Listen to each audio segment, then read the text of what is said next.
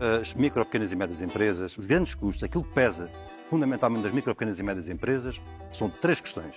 Custos bancários e de seguros, telecomunicações, energia e a questão central no meio disto tudo é que as micro, pequenas e médias empresas, 80% das tais 98%, sobrevivem à custa do mercado interno.